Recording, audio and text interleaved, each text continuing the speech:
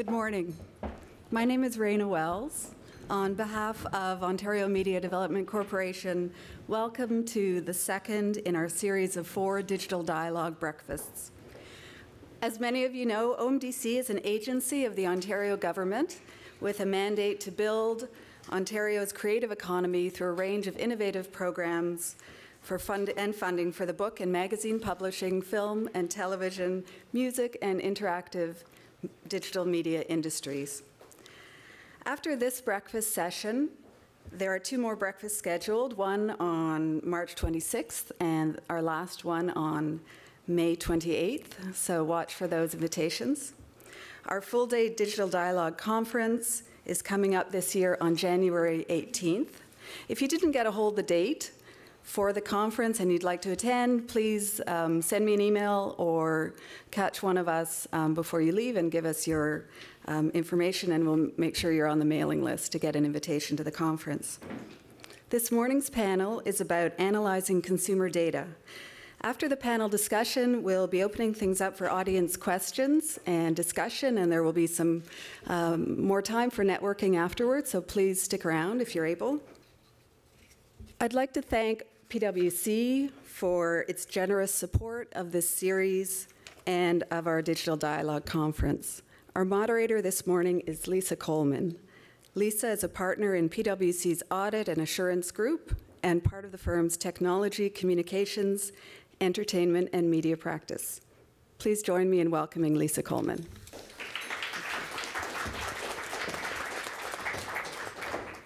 Thank you, and welcome to the second breakfast session. I look forward to an interesting dialogue this morning. I am going to really promote that we have a dialogue, so if there are any questions or points that you would like to make in the audience, we would be more than happy to hear from you. So I'd like to introduce our panelist today. So I'm going to start at my far left. Ken is from St. Joseph's Media. He has a long history in this industry. He's worked for a number of entrepreneur companies, started companies, and has great experience. St. Joseph's Media is the largest privately held magazine publisher, so can give us a perspective from a publishing perspective. And then I have Cal to my immediate left. He's from PricewaterhouseCoopers in our consulting group. He has spent more than, I think it's 19 to be very precise. It'll be 20 in January. Years in the particular topic of today, which we define as business intelligence, but to me it's data mining, understanding how you take all the data you have today and understand how it can help you from a business strategy perspective. So I thought what I would do this morning is just start out with introducing the topic and why it is so important, not that any of you don't understand why it is so important. But you know, nearly 1 minute in 5 consumers are online and they're using the social media network for that 1 of 5 minutes. In Canada, we actually are in the top 10, believe it or not, we're in the top 10 countries for social networking. So around the world, we actually make the top 10, even though we're a very small country. So we are very social in our use of our mobile devices. And then from the next bullet is actually in Canada. So this again is a Canadian phenomenon. It's not found globally, but in Canada, we expect that internet advertising spending will actually overcome your traditional TV spending in the near term. If you look out across the rest of the world, these two are not expected to intersect until beyond 2016. So again, a very interesting phenomena for Canada. So you know what we found when we looked at our outlook this year? As you all know, the consumers are wanting and demanding more compelling, more immersive, and more increased sharing opportunities. So you're now dealing with a connected consumer that wants and demands content when they want it, where they want it, and how they want it. So how do you use that to your advantage? So how do you make data and advertising more compelling to your consumer so that they act in a way you want them to act. So what we want to talk today is about exactly that. How do you use analytics? How do you use the tools that are available in order to understand all the data you have and how you can use that in your business or your activities of the day? So I'm going to ask Cal to talk to this slide as our expert on analytics. And the three, when I talked to him before we came together today, I said to him, there's a lot of noise out there around big data, little data, all these buzzwords in this space. Can you help us understand what all of that means in a simple fashion so that you can start to think about how you might use the tools that are available today in your businesses? So Cal? Good morning. So analytics is about getting closer to your customers, so I'm going to come down there and get closer to the audience. I'm more comfortable in interacting with you guys anyway. So really about analytics is understanding behaviors and patterns within the customers and consumers that you're dealing with. So I'd like to ask you guys a question. How many people typically drive to work? Just by a show of hands. How many people take the same route to work every day? Right, most of you. We're creatures of habit. We develop things that we enjoy, that we're comfortable with, and that's the path that we pursue. Now, having said that, there's a whole new world out there that things are evolving. But in general, what analytics will tell you that past performance is an indicator of future performance. Meaning that when you would discover something about how people behave, the odds are they're highly predisposed to continue that behavior once you understand it. So it's not just about knowing customers and consumers, it's about understanding them and understanding all the things that they like to do based on the dynamics that they have around them. Who in the room is doing anything analytic related? Okay, well that's good. So analytics is a very broad subject and it's certainly evolving. Things are changing from the perspective of there's so many more data points to gather now. Certainly gathering what people are doing online and behaviors, what they're saying, what they're doing, what their preferences and behaviors are. But having said that, there are some fundamental principles that need to be in place. And it's interesting, all the IT vendor community is talking about big data. And that's great because there's some new technologies that are in place that make it easier to handle large volumes of data. But part of the challenge is we haven't done a good job on little data. So there needs to be a better job to take care of the fundamentals and really understand how you can marry up these three types of technologies from an effectiveness perspective. Because it's not just about latching your cart to something and saying, okay, we're going to go off down this path because everyone's talking about this and we better be on board. I read an article the other day that talked about, oh, everybody's doing this, you better do it or else you're going to be behind. And it's sort of, I'm not sure why they were driving at that, I suspect, and my apologies if I'm talking too loud for you. I tend to project. But what happened in that case is that here's an article written by a consulting firm that's trying to push some business and services. It was more like an advertisement saying, you need to do this or else you're going to be left behind. And I don't think that's entirely true because at the end of the day, whatever analytics that you're going to be doing and you're going to be pursuing, it's about the business purpose behind it. Why are you doing this? Don't just do it because you think everybody else is, because the odds are that a lot of those folks have no idea why they're doing it either. They're just jumping in and trying to get it done. So again, you come back to the basic fundamental from a business perspective of what's the premise for doing this. So let me contrast the three different components of business intelligence that are on the board. We're talking about social business intelligence. That's pretty self-explanatory. It's looking at the sentiment of what's being said out there. And that's generally listening on a macro as well as a micro level to understand what people are saying, what the trends are, what's the next greatest thing. But more specifically, the real value is when you get down, and it's an old term in the BI world, business intelligence world, getting to the segment of one, of understanding that customer and consumer. And it's important to understand the overall trend, but then in getting down to a granular level, how do my customers individually relate to this trend and what's their perspectives on it? Because just because something is a trend, it may not be the most prevalent thing and relevant to your consumer base or the customers that you're after and trying to understand. So you need to balance that.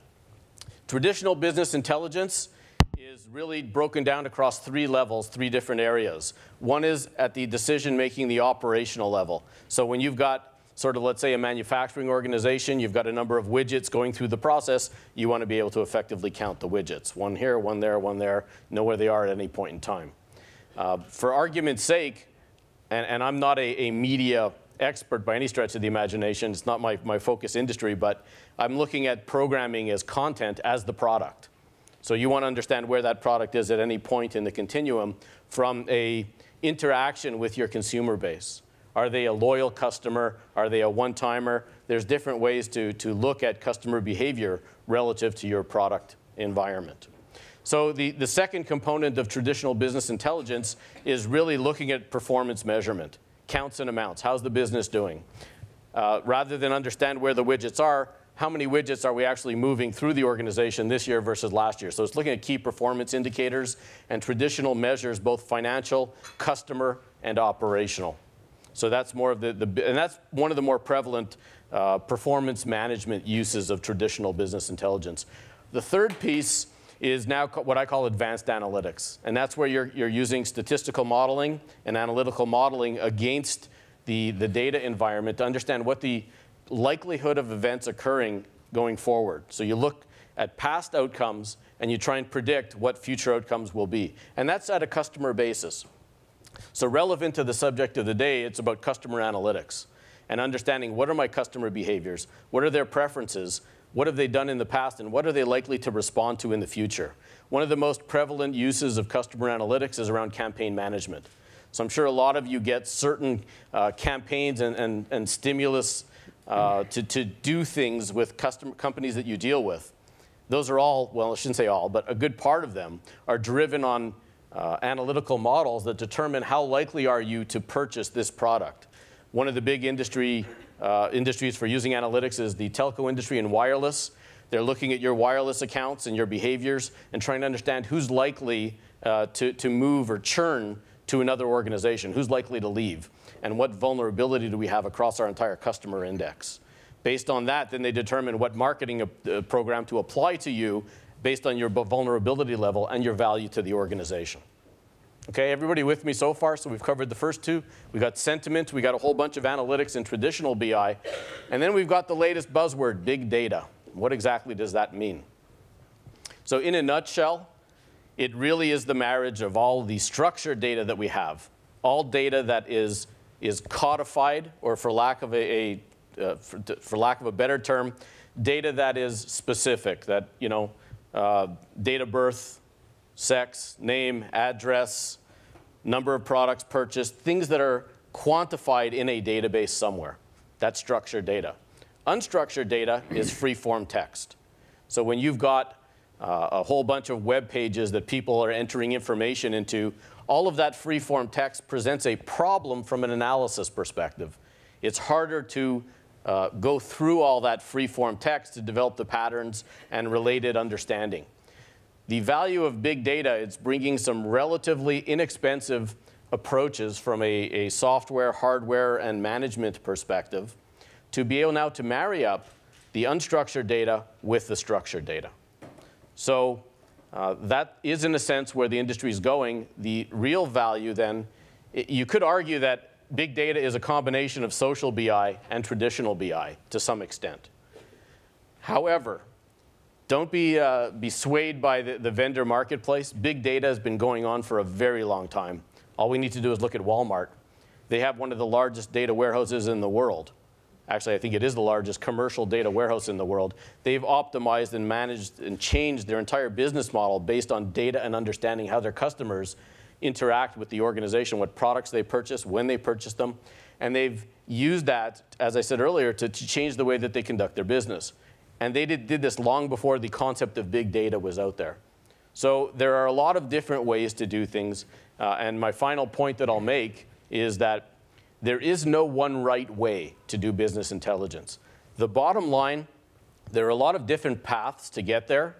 The real key is understanding what's the business purpose. What are we trying to achieve? What's the business value in linking up all these different pieces of data And sometimes you don't need to have a specific hypothesis, but you need to understand from a scenario basis, where do we think we're going with this and what do we want to achieve? What I would submit is from a customer analysis perspective, I think your industry is changing quite a bit in that you used to be going through like distributors. I look at you as wholesalers from a programming perspective. You go through distributors. Well, now you're going direct to the customer. That you're becoming a retailer in a sense. And that presents a whole new challenge for understanding what are my customers looking for, what are they more apt to buy, and how are they likely to, what affinities are present within customer preferences. So what's the second, third, and fourth program they're likely to buy based on the interests of what I understand that they're enjoying to do. Are there any questions? Was that fairly clear? Great.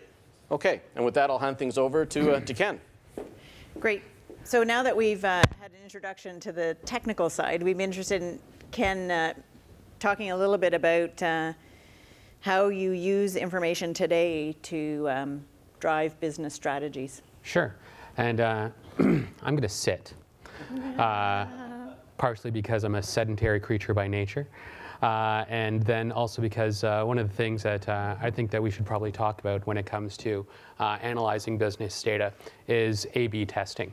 And that's doing two different things and measuring the outcomes of each. If you take the same route into work every morning, it's not likely that you're going to learn a lot about how to get to work in the morning. You have to take different routes and find out which one is faster, that sort of thing.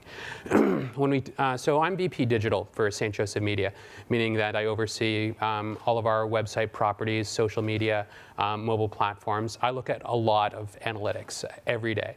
It's a big part of what I do in my job. And when we talk about information overload, that's essentially a big part of what we have. It reminds me of a joke. Guys, ready for a joke at 9 o'clock in the morning? Okay. There was like a joke about data analytics. It's pretty brave. So Sherlock Holmes and Dr. Watson go on a camping trip.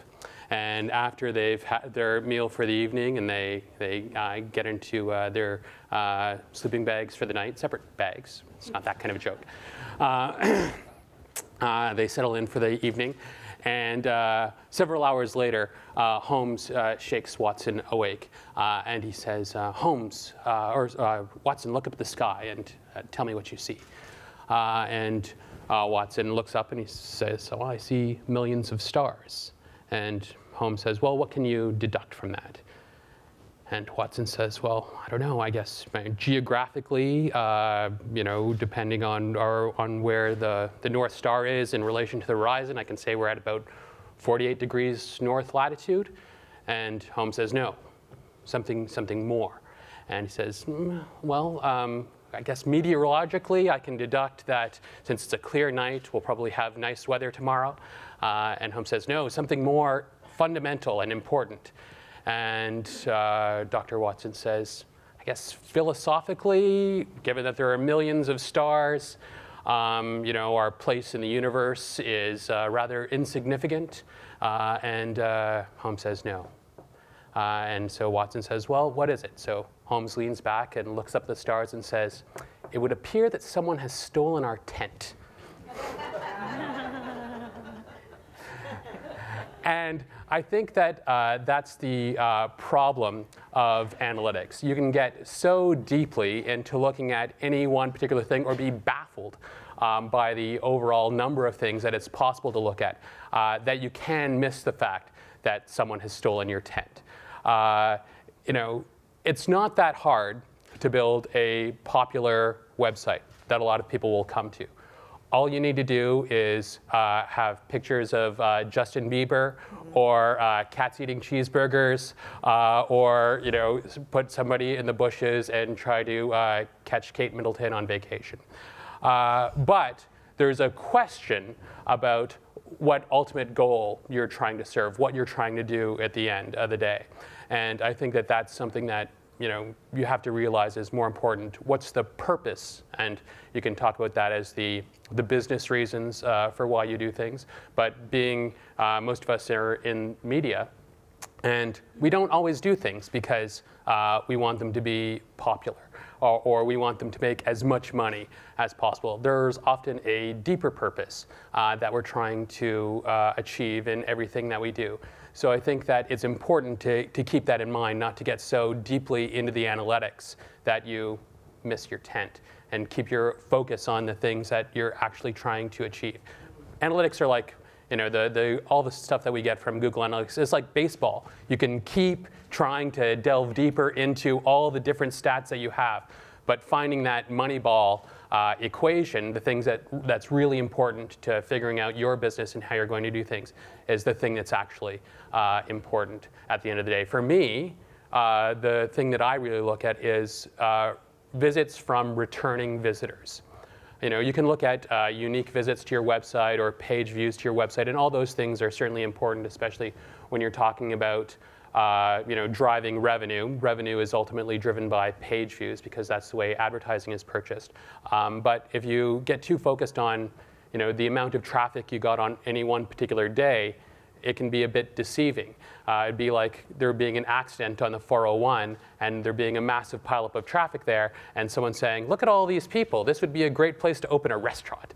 That's not true because, of course, they're only there for that one day at that one time. You need to know how many people are returning to your website, the type of audience that you're building up, because at the end of the day, that's what's important is audience and how engaged people are, not just on a particular day at a particular time, but overall, what's their continuing relationship with you, whether it's through your website, through your social networks, or anything like that.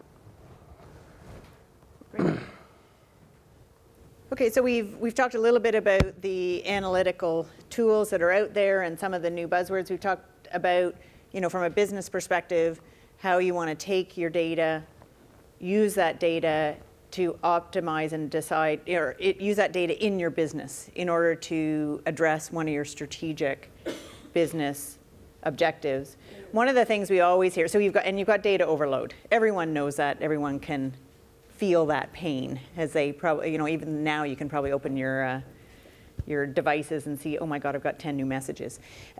So what are some of the challenges though? Because what we hear in this industry around this is, yes, it is an important topic, but there are some challenges. So I just want to put on the table what we hear as the challenges and ask the panelists to speak to that. So some of the things, particularly in Canada, we have this Privacy Act that we have to abide by. And so you have a huge amount of privacy issues in Canada around data. So can you actually get at the right data around an individual or not because of the privacy issues we have? So, in some cases, you're not even allowed to ask for their birthday unless they give you permission to take that data.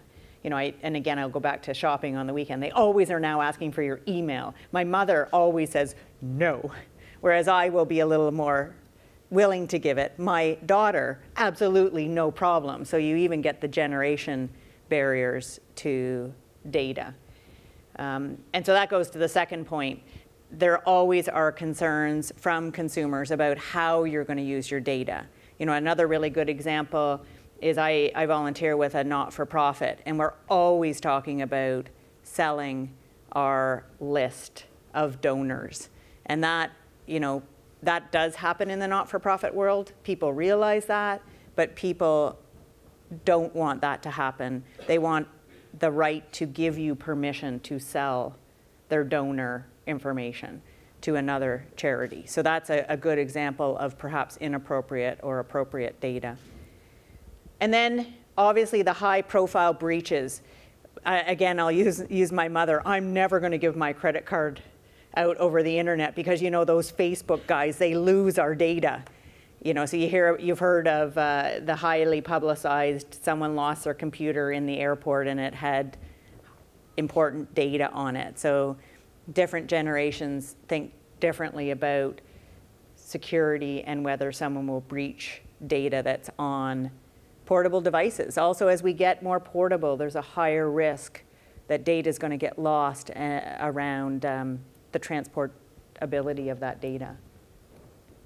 So I'd be interested from the two of you, what you've heard around barriers in these three areas or others on what people are hearing, honing down to getting to the fine-tuned data that we need in order to predict and use in our businesses. So I could start with, from a privacy perspective, I'm currently working within the provincial government in one of the health organizations, and privacy is almost at a ridiculously stringent level to guard our personal information. Now, that is a noble purpose and something to achieve. However, it stifles their ability to understand overall patterns and trends of the general population. So there needs to be a balance between the two. From an obligation perspective, the legislation says that you're not allowed to gather information and use it for purposes other than it was originally gathered for. So if someone is signing on for a particular purpose, you can manage their data as long as it pertains to that original purpose. Now, a lot of retail organizations are moving towards identifying the individual consumer or the customer. That's been the big challenge in the retail marketplace because people come in anonymously and they can buy products with cash. So it becomes just a market basket and you don't really know who that individual is. The only thing you can infer is based on the products that they purchased, based on the affinities between those products, we can presume that it looks like this type of person, and therefore we're dealing with this type of marketplace. So whenever you can get your consumers to self-identify and sign up with some sort of loyalty program, and then establish a profile for themselves, that's always the best way to go, and it's the first step from a customer analytics understanding to understand who your customers are. But at the same time, you need to explain to them, here's how we're going to use your information, so you need to have an explicit privacy statement. In addition is get their permission for how you're going to use it, but also have them understand we're not going to sell your information or we're not going to use it in means and manners that are sort of clandestine and that you wouldn't be aware of, and it will be used to provide you with additional value. Look, I'm a big fan of privacy, and I think that the desire and drive to continually push the bounds of what information companies want to have about you and how to sell things to you and market directly to you is more than anything a symptom of otherwise failing business models. If we were all making lots of money doing things, then we wouldn't have to say, oh, in order to make our business profitable, we have to know your birthday, where you live, how you shop, how many children you have. So it's a symptom of almost desperation in industry as a whole in needing to drive further and further into the realms of our homes and minds in order to make what we do otherwise profitable business. I think that when it comes to privacy, and obviously there are lots of regulations in place, in my world it generally comes into play when we're sending out emails or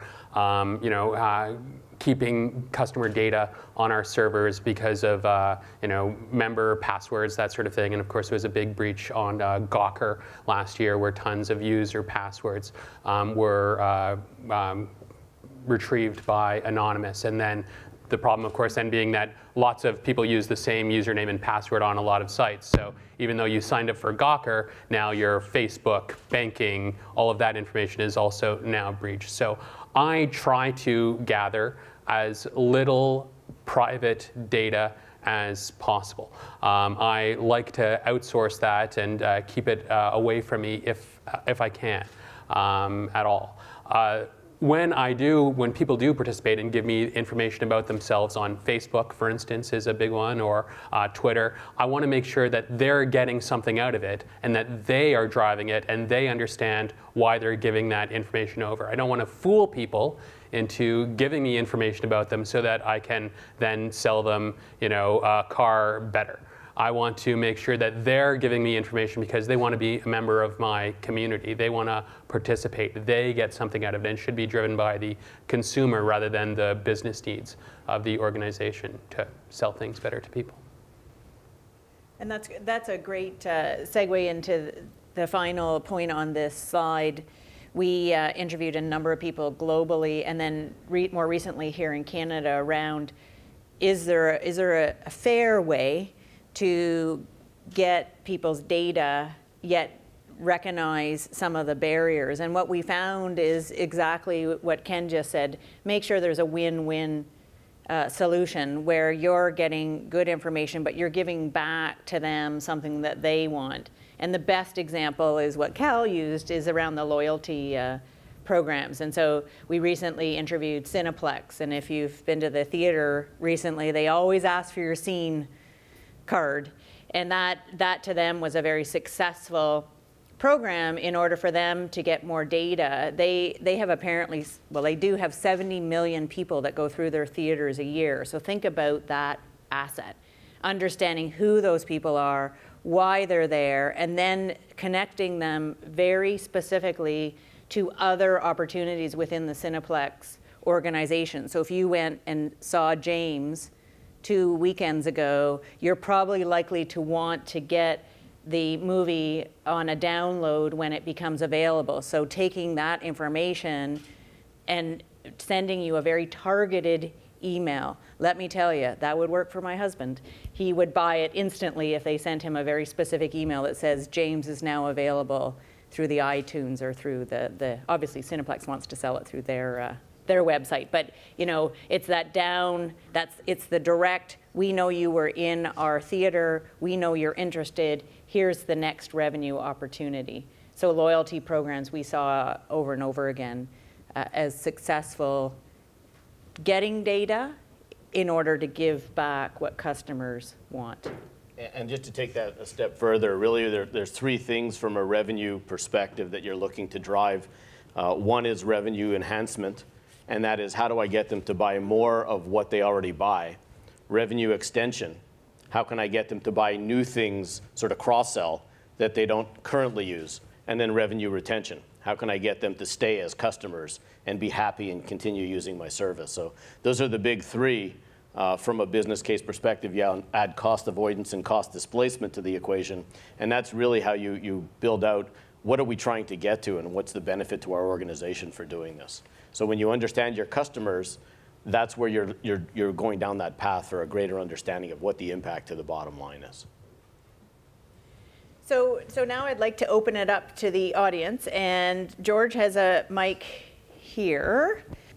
Good morning, thank you. My first question is, with film and television products, which I think a lot of us do, proving the ROI is tough, right? Because there isn't necessarily a direct purchase.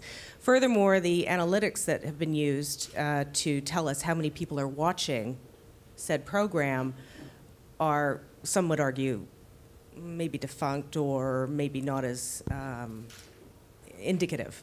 So I'm wondering, I think the challenge that I have with my clients is to really show the, to be able to pull the data from all these different places to really show that it actually is worthwhile to spend money, perhaps in social arenas, to drive, let's say, viewership or engagement with programs. And I'm wondering if you have any of these kind of clients and what kind of tools and suggestions you have on helping us, because I know it works, but to prove it 100% is so difficult. Mm-hmm.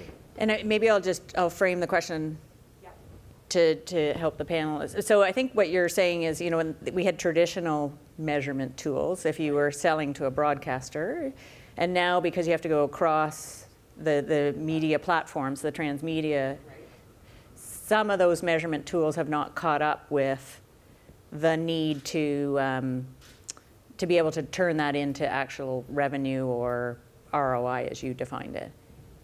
No, that wasn't quite the question. So the question is, how do we prove that the efforts that we're making in the digital space is actually driving perhaps viewership? Okay. And that viewership is changed. It's not necessarily people are tuning in at 9 o'clock on Thursday nights. How do we do that? Yep. Okay. So if I could start, sure, just if I may. So I think the problem that you have is a classic retail example. You're Procter & Gamble. Right. You're generating a ton of products, but you're not selling them directly to the consumer. Right. Traditionally, they're going through distribution centers, through retailers to reach the consumer. And there's always been that age-old discussion between the producers and the retailers. How do we know? How can we get more information? And that's always been a challenge. There are vehicles, though. So there's the soft uptake as well as the hard uptake. And what you need to get to is to have consumers self-identify it to some extent, that they are using your service, and then use that from a profile perspective to understand how, in general, their behaviors and patterns are across a number of services that you offer across a variety of platforms. Because some customers, and as individuals, there are a lot of commonality. We like to do a lot of the same things. And you'll find that even though people are in the same segment, the way in which they're reached may be different. So if there's an opportunity for two individuals of the same segment to purchase a car, the way to reach them may be a different message in a different medium entirely, based on their personal preferences. And the challenge then becomes, and I'm not sure if I'm directly answering your question, but it is a challenge, is to reach out to the end consumer and say, please help us to understand who our what our customer base looks like. And then to understand from a soft perspective all the peripheral types of information that you can gather to infer based on what you're looking for. So there's not a hard and fast rule to say, here's the specific answer, but it's a variety of strategies in order to build a better understanding of what impact you're having in the marketplace. Sorry, just to add to that, the old adage in advertising is, you know that 50% of your advertising is effective, but you don't know which 50%, right? And the thing about all of the analytics and data that we can collect around these things, and there's lots of things, if you're trying to sell your clients, there's certainly lots of data that you can put together. But it's sizzle, it's not steak. Proving the ROI on anything remains very difficult. And the fact that we can now measure things more consistently online is a bit of a smokescreen to measuring the actual ROI for any particular campaign.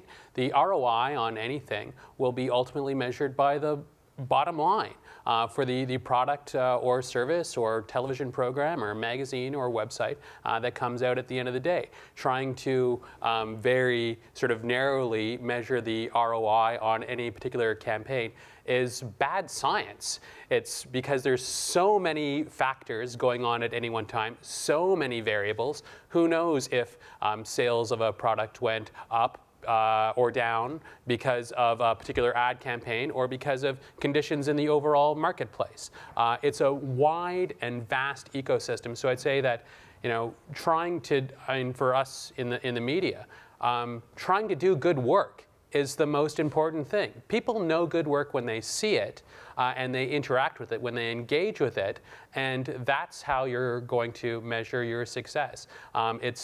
I'd say I'd try to convince your clients not to get too bogged down in any particular number, not to measure the success of an online ad campaign by the click-through rate, because that's not necessarily what you're trying to do. You're trying to drive something more holistic. So don't try to get bogged down in too much in the data. Try to do good work that makes people happy and engaged. Well, that leads nicely to my question, because how are you selling your products to an ad agency if they're looking at page views and clicks and things?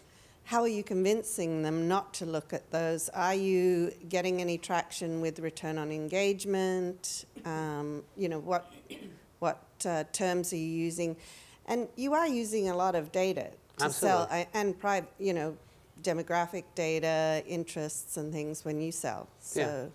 So, the thing about specifically with online advertising is that the market has, especially in the last 4 or 5 quarters, the landscape has changed immeasurably, in particular because of the rise of real-time bidding. What's happening with real-time bidding is that sophisticated advertisers are now have the ability to disintermediate publishers and media companies and target consumers based on some footprint that they have online. So if someone is reading Toronto Life magazine or Forbes magazine, instead of paying the $30 CPM to advertise to that person on that website. You find that same person when they're looking at handlotion.com, where the CPM is a third of a cent, and you sell to that. You put your ad in front of that person on that website. And there's a whole idea now of separating advertising from the content that it's around. One of the reasons why great television programs or magazines were traditionally able to get higher costs were because they could say, look, we have this wonderful demographic of people, and we have a great product. Putting your brand beside our product will enhance your brand, and you'll make sure that you're talking to the type of people that you want to talk to. That equation is what's changing in our industry right now faster than anything. People are saying, yeah, I'm still interested in that demographic, in that person, but I'm less interested in necessarily making sure that my brand is in a context of content that reaches those person. I can go off and get those people when they are also on Facebook or handlotion.com or whatever it is. So that's a big, big challenge. So one of the things that we try to do is offer services that you can't buy on a massive scale. If you have money to spend, you can put a billboard, in Nathan Phillips Square or anything like that. But your money would probably be better spent putting together a blog, generating content around your product and the services that you want to offer, generating real interest in things online rather than just trying to catch people as they drive by or walk by something. So we find that we have much more success these days selling advertisers products that they can't buy on a advertising stock exchange. We have to give individual service. We have to understand much more deeply the needs of a particular campaign, what people are trying to do, and offer them other things rather than just display advertising. Thanks very much. I want to jump back. Probably this is an extension of the first question, and speaks a little bit to, I think, some of the biggest barrier that I face coming from the film production and distribution sector, but I think would be somewhat unique to music and book publishing and others as well. Which is the barrier that we hit time and time again is having fundamentally incomplete information about our consumers. I mean, you talked about Walmart. If I'm Walmart, I at least understand how my consumer interacts with Walmart. As a producer, I do not have that data on how a consumer interacts with movies. Because as you pointed out, Cineplex doesn't share their information with me, and the individual portals I deal through, Apple will tell me how consumers interact with REST Ventures through Apple, because we're a direct contractor, but they won't tell me how that same consumer reacts with other people's product. And then the second capsule to that is because of the nature of projects that we do are so disconnected, it makes something even simple like A and B testing, which I think is hugely important, difficult, because the consumer for my product is radically different week to week, whether or not I'm selling a kids' holiday show, which is primarily, on VOD, or we're selling, a Swedish comedy to art house films. There's no overlap there. There's no outreach to to the audience for section A to section B. So when the only data you have is extremely short-term data and fundamentally incomplete, and even portal aspects like film-specific websites. I mean, we spent several years doing testing on those and found that 99.999% of people who visit film-specific websites want to know where they can buy the film and is it playing in a theater near them, and that's it. And that is the entirety of their interaction. Is there any hope of building a bigger picture of a consumer that can actually carry it forward, or are you just reinventing the wheel every time around? It's a very good question. Of course, I forgot to put that as a challenge, that a lot of the content you don't actually get at the end consumer because you have to go through a distribution channel, whatever that might be. But we are the distributor, and it's the same. Yeah, because with the big machines out there that drive content. What do you guys? Well, I mean, I think that to a little bit, to a certain extent, you have to embrace the unknown. There's a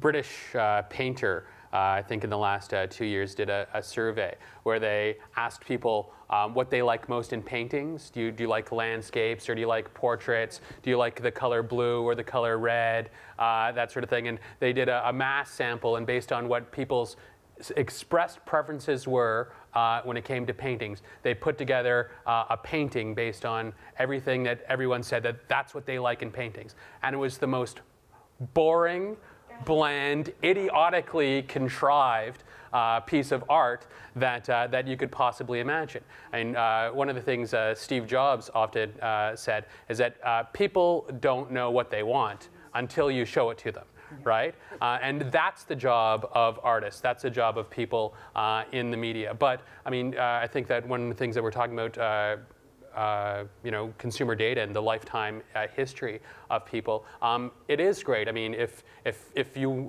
people are coming to the website and asking, where do I buy this, then the best thing to do is to get that person to contribute to become a member of some sort of club or community who wants to talk about that film, that wants to be engaged in an ongoing basis with the type of art that's going on there. Amazon has this fabulous program. If you liked this book, you'll probably also like these books, right? And I don't know how accurate this is. Netflix, I find, is bizarrely prescient about my tastes in television or film. But the great thing is to, when I watch something on Netflix and then rate it, I'm giving Netflix data about me, and they're using that data not to sell me something, but to help me find more things that I like. And I think that has to be the goal. If your goal is simply, 100% driven by you and not driven by the consumer at all, you'll ultimately fail. You have to collect data and create interactions that work for the consumer, that give them what they want, rather than just fulfilling what you want, which is to drive your bottom line and make more money, so on and so forth. So embrace the unknown and get people to participate in the products, and then you'll be able to, hopefully sell them other films that are in the same genre later on. Get them to participate. So if I could take a try at that, it's you've got a similar challenge, and again I come back to the wholesale food and CPG manufacturing industry, that they don't have the direct touch to the end customer. You've got a number of products that are targeted at different segments, and sometimes there's no relationship between those individual segments, is what you were saying. It's a challenge when you don't have the visibility into the customer base of who's using what and why are they using it, at what point in time are they using it, and what do they prefer one over the other, and why are they making the decisions? What's driving that decision factor? What the CPG industry did was they created consortiums, and they organized themselves as a collective to go to the end retailer and say, give us some market basket information to help us understand, while we're not identifying the individual, I'm understanding what families and groups of products are being put together in the market basket to determine, in a somewhat of an anonymous level, about what the behaviors look like. They also engaged in a lot of coupon. That's where the coupon world came in. But not anonymous coupons, in self-identifying coupons. So here's something in it for you. You're going to identify yourself, and I'm going to get a better understanding of the patterns and preferences you have. And here's what I'm willing to offer you and provide you. It's either a discount on your next purchase, or it's some sort of stimulus that's targeted at their segment. So we talked about the Netflix and about Amazon. All they're doing is basic affinity analysis based on your purchase behavior and based on your preferences. So it starts with understanding who is the individual, what segment are they part of. You could do a lot of inference based on very few data elements, because you build up that aggregate across your entire customer base, and you build out to say, I'm starting to develop a good understanding based on the neighborhood that these people are in, based on their preferences. Perhaps we're going to buy some data from a third party to fill in some of the blanks and gaps about people. And in general, in the digital world today, people give up far more information than they ever used to, especially if they're going to get something in value in return. They're willing to offer that as barter to say, okay, what's in it for me and what are you willing to provide for me? So if you have a communication strategy in place saying, how are we going to get this information? And it's not just a single-pronged strategy, it's on multiple levels. You gather that information from a variety of sources, and then you build up quite a nice cadre of understanding of your customer base and your segments. And that will help you then to target programs that cater to the types of segments that are most profitable for your type of products. And the brilliant thing about that, too, is that it doesn't breach privacy when you get to that level. You know, I'd much rather be identified as, you know, the lefty, techie dad cohort than, you know, Ken Hunt who likes these 6 movies cohort. Yeah. There's a layer of abstraction from that perspective. So I understand, you know, the use of data for predicting consumer behavior. I come from an advertising background, and it's totally, you know, you can see the logic of that. But how do you explain the fact that, I mean, data is predicated on user behavior and patterns, and as you said, we are all creatures of habit. But this obsession of today's society and younger people and, you know, the new, I guess, demographics coming up with whatever's new, you know, what's exciting, what's changing. How can you predict change of behavior using existing data so that we can use some of that to be able to, because I'm a content producer, film, television, transmedia, and you know, 50% or 60%, or in some cases 80% of our time is actually spent in pitching and trying to convince people that what we plan to do is something that people will want to watch. How do we use existing data to say that something new is what we're giving people? You can't. Well, I mean, to a certain extent, I mean, if someone tells you that they can predict the future and they can do it accurately, get a stake and build a fire around them because that person is a witch. You know, it's very, very, I mean, predicting the future is really, really hard, no matter how much data that you're given. So I think that, you know, it's going to be really, really difficult to think that, you know, we can predict especially in the changing pace of things, that you can predict what television show teens are going to want to watch 18 months from now so that you can buy the right pilot and put it into production now. I think that you have to place a lot of bets and try out a lot of things. That's the way venture capital works, right? Venture capitalists, if there were venture capitalists out there who said, I know I'm looking for this thing, and if I invest in that, then I'll get rich in 2 years or 18 months, then venture capital would be a really easy thing to do. But instead, venture capitalists look at a wide range of things, and they place bets on a lot of things, and they hope to hit 1 in 10. And they're okay with having 9 failures. I think that, I mean, maybe Cal has a different opinion, but I think it's really hard to think that we're going to be able to predict the future given the data that we have up to this point. Fair enough. I agree. The prediction is always a dog's breakfast in a sense. But I have a couple teenagers at home, and their attention span is that of a gnat. I mean, literally, they can move from one thing to the next. They do their homework. They got 5 screens going at once and flipping it. We're really a soundbite society now where you've got a minimal amount of time to get your message across, or else they move on to the next one. But to this point, there is so much more resource available to you to listen to buzz. And that's really what the key is in the past, it used to be sort of within the schools or within workplaces for a variety of segments and targets you were after. You couldn't get at what the conversation was, what the buzz was. Well, today that's out in the open. Facebook, if you look at the nature of what it's about, it's brilliant in that it's just capturing what people like to do, is interact with each other. Now, sometimes that's too extreme, but that's a different question. But if you are listening, you can typically figure out what are some of the latest emerging trends, what is really getting the chatter going, what's mentioned most frequently, what are the key things that people are talking about. So there is an avenue for you to reach out into the sort of society at large to understand what the buzz is. The challenge is relating that to what segments you're after. Because just because a whole group of people are talking about a particular subject, that may not be related to the targets that you're after. And so you have to hone in on, based on the segments that we're targeting for our business, this is what they're talking about. So it's not just a global, put your ear on a glass on the wall and listen to what they're saying. It's understanding who's saying it and what's the relevance to what my product is and what I'm trying to accomplish. Now, that's about focus, so you're not trying to be everything to everybody, right? Did we answer your question? Yes and no. I mean, in reality, the questions really should be posed to the people we try to pitch to, because they need to understand that this is as much, is as much a guess. They need to understand that the same sort of information that we're working with, and I guess it's convincing them.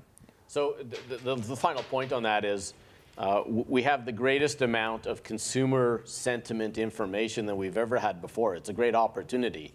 And you need now to marry that up with a whole bunch of other things to really not just know what they're saying, but understand what they're saying. That's really what the challenge is, because putting it all in a database and culling through it, you can determine a lot of patterns and things that people are saying, but really understanding what's driving it, and the drivers are really where the key value is. One thing that I would say is that, especially on the web, and I'm not sure how many people here are engaged in the web specifically, but one thing that never goes out of style is being useful to people. And that's one thing that we really try to focus on, rather than just figuring out, what stories we should cover or anything like that. Trying to build products that are actually useful to people, keep them coming back. So there are lots of websites out there with horrible design that are laughable attention to detail when it comes to pixel perfect anything, but they remain incredibly popular because there's something about them that drives repeat behavior, and quite often that's because those things are useful to people. They go back there because they serve a purpose in their lives. So that's okay. I mean, much more difficult when you're talking about film or television. Harder to make a television program that actually helps people solve a problem in their life. On the web, when we're trying to build products, we can do that. We can identify problems and find consumers, find people who need that problem solved, and build things for them. Okay, it is the end of our hour. I thought I would summarize what we heard this morning, and then the panelists will stay for additional questions. She already has a microphone. Sorry, go ahead. Okay. I just had a legal question related to all of this. So if I've been able to collect your information and I have your personal contact information, do I need to be concerned about the new anti-spam legislation? Well, it's about permission marketing. And if they've given you consent to contact them in a certain way about certain types of products, it's an opt-in versus just a blanket to start sending everything to everybody. Now, I'm not familiar with the details of the legislation, but in general, I know that if I've got a whole list of customers out there, I don't want to upset them. I don't want to bombard them with things that aren't relevant to them. So it's about identifying what's relevant, what are the key messages for them at that particular point in time. I'm pretty familiar with the legislation, and yes, you do need to be worried about it. You need to make sure that if you have an opt-in list, that you have proof of those opt-ins, that you have the ability to have people opt out with one click, and that you don't contact them anymore, that you have another part of the legislation is that people need to be able to contact a real person on the phone to address a problem that they have if they haven't been removed from a list. So they have to have your contact information. You have to make sure that you have proof of the opt-in. And I'd say that when it comes to this anti-spam legislation, that it's best to be cautious and act like a reasonable party. Don't try to push the boundaries when it comes to these things. It's not going to be generally people like us who get dinged by this legislation first. It's going to be the bad actors, the people who are in the, essentially the telemarketing, the spam industry, who are the ones who get dinged first by this legislation. As long as we behave reasonably and intelligently about dealing with the people, then we'll probably be fine. But you should definitely keep an eye on those things and continue to act like reasonable people. Just quickly ask one question. We're okay going over it. Okay, just 1 minute. Who's making the big money on this? Like, who has unlocked new value using this data in media? Like, we've heard a lot of stories about dollars for pennies and everything else. Where, like, is there any case where someone's unlocking a lot of money on this? I'm not talking about Target or Walmart. I'm talking about media companies. Well, it is it's a good question. I think what you'll find is the people that are digital to begin with are successful, but if you're trying to convert a traditional model to a digital model, we're still trying to find the answer. So, you know, I think it's to come. I was just recently at MIPCOM in France, and this was the biggest topic: is where are the revenue models? How are we going to find the revenue models, and how are we going to be successful? You know, and everyone said, we recognize that we have to be there, but they're not found yet because it's high volume, low dollars, and the traditional, particularly in Canada, the traditional models are still the most successful. And so I don't know. I mean, if you consider Amazon a media company, Yeah. then and they're becoming more and more of a media company, and they're innovating. You know, the creation of not only the Kindle but Amazon Singles. You know, Amazon is doing very well in terms of creating products and ways to consume media that people like. And you know, Amazon has just published Tim Ferriss's new book, The 4-Hour Cook, completely disintermediating the rest of the publishing industry because they have that direct relationship with consumers and they have lots of data. You know, the question of, you know, who in the media is making big money from, you know, analyzing consumer data is sort of encompassed by the bigger question of who in the media is making a lot of money. And there's not a lot of companies that are making a lot of money in the media. The ground is changing really quickly. Every media company out there needs to evolve quickly and find ways to do more things and do them better. And it's, you know, and it's not going to be a place where you can, you know, take a foreign correspondent and print that in a newspaper beside a Doonesbury cartoon and classified ads for housing, and, you know, buy a mansion in Rosedale. That's not the world we live in anymore. Ground changes too quickly. So we all have to figure out new business models, new ways of communicating with customers, and new ways of selling things. So and if I could just offer one example, Disney would be probably the only organization that's really taken it from. You've got to find a good Canadian example. Well, I don't have a Canadian example, but and Disney may not be similar to the business model that you're operating in, but they have a number of different properties, and they're learning from each. Well, exactly, but they're learning from each of their individual properties to the collective to understand what is our consumer footprint. So I love that topic because it's 12 months from now. We're going to have a panel on where we found the models in Canada around that, because it is a very burning platform. But I do want to finish and summarize what we heard today, because we're over our time. I think there were some very important points that we heard today. We all are facing data overload, and it's understanding how to use that data to link it to business objectives. I had a conversation with Cal before we started. You know, it's getting it outside of the IT shop and really linking data to the objectives. What do you want to achieve from the data analysis?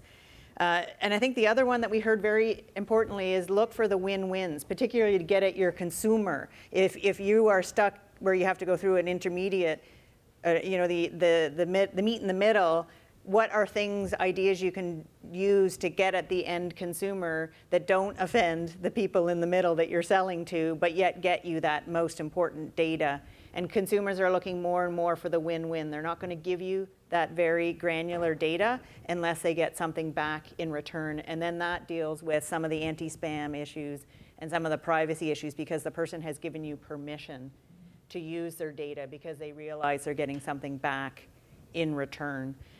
The win-win to me is the most important. A couple of the content people that we spoke to more recently have actually developed blogs, loyalty programs, et cetera, around their content, even though they're selling through the traditional models still heavily.